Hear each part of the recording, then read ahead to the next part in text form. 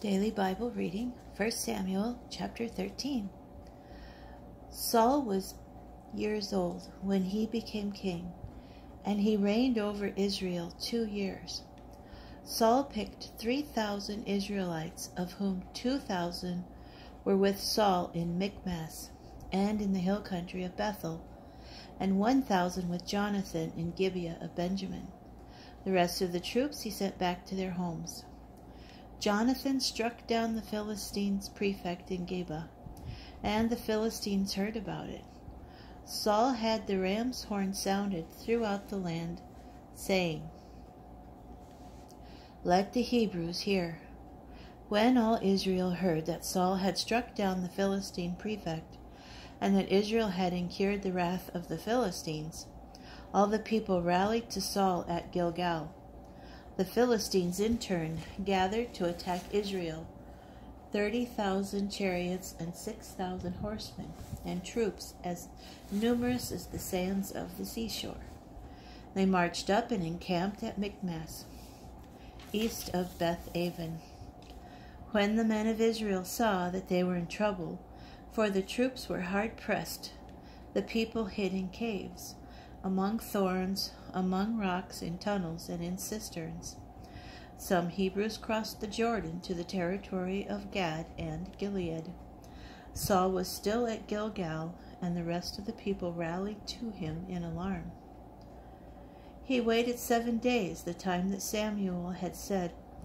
But when Samuel failed to come to Gilgal, and the people began to scatter, Saul said, "Bring me the burnt offering and the sacrifice of well-being." And he presented the burnt offering.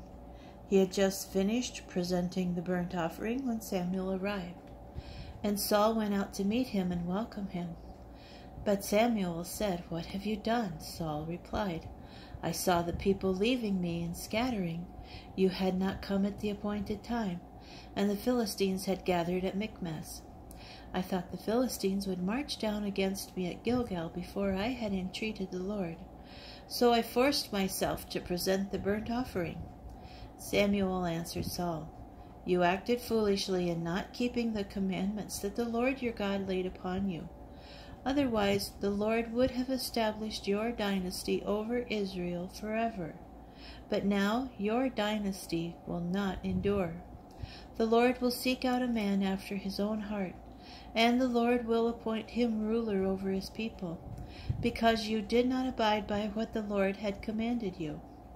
Samuel arose and went up from Gilgal to Gibeah of Benjamin. Saul numbered the troops who remained with him, about 600 strong. Saul and his son Jonathan and the troops who remained with them stayed in Gibeah of Benjamin, while the Philistines were encamped at Michmash. The raiders came out of the Philistine camp in 3 columns. One column headed for the Ophrah road that leads to the district of Shual. Another column headed for the Beth-horon road, and the 3rd column headed for the border that overlooks the valley of Zeboim toward the desert. No smith was to be found in all the land of Israel, for the Philistines were afraid that the Hebrews would make swords or spears. So all the Israelites had to go down to the Philistines to have their plowshares, their mattocks, axes, and coulters sharpened.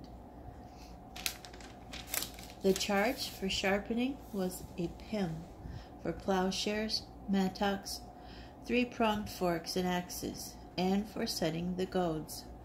Thus, on the day of the battle, no sword or spear was to be found in the possession of any of the troops with Saul and Jonathan. Only Saul and Jonathan had them. Now the Philistine garrison had marched out to the pass of Michmash.